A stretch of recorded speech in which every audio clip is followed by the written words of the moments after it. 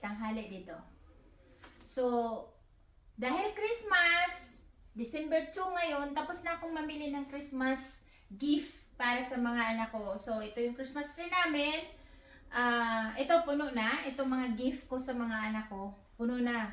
So, maaga kong namili kasi para wala nang sakit sa ulo. So, siguro, I'm sure na masaya yung mga anak ko. Kung sa palagay nyo kaya masaya yung mga anak ko. Sana. Ito, tatlo yung mga anak ko. So, ito na yung mga gift nila. Tinabunan ko. Pagdating nila sa school, yan. Kung, yan, sasabihin ko, wag nilang buksan kasi ito na yung regalo nila for Christmas. Ito yung regalo ko sa kanila. Tatlo sila. Punong-puno na siya.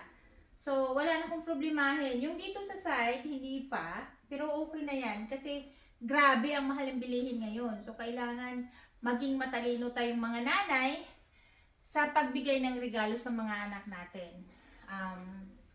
Kahit medyo mahal okay lang naman. Kasi wala tayong magawa. Mahal talaga. Kaya, talinuhan natin kung ano man ang dapat iregalo natin sa mga anak natin. So, tapos na ako namili ng regalo sa kanila.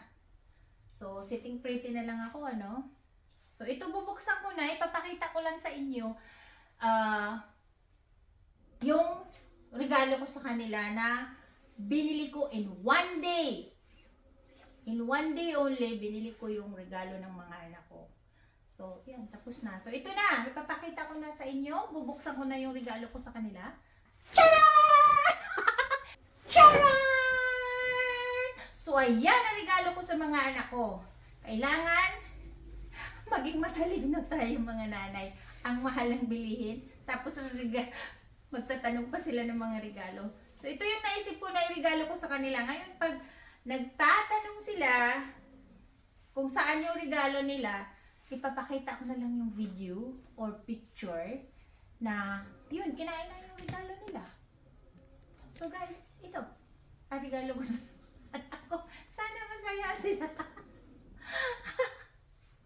O, diba? Talinuhan lang.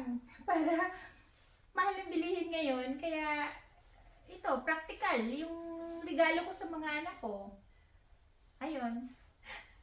Sa palagay nyo ba, masaya yung mga anak ko? Sana nga masaya. Oh. So, ayun guys. Yun lang ang ano ko ngayon. Yun lang ipapakita ko sa inyo ngayon. Kung ano talaga yung naisip kong regalo na binili ko for one day only para sa mga anak ko. Char!